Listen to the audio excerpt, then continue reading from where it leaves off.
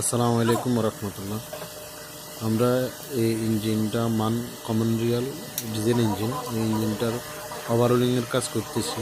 সব সময় ওভারহোলিংয়ের কাজ করার সময় খেয়াল রাখতে হবে গাড়ির অয়েল পাম্পটা যেন নতুন লাগানো হয়, ভালো মানের এবং কি ভালো কোম্পানির, জার্মানি হোক।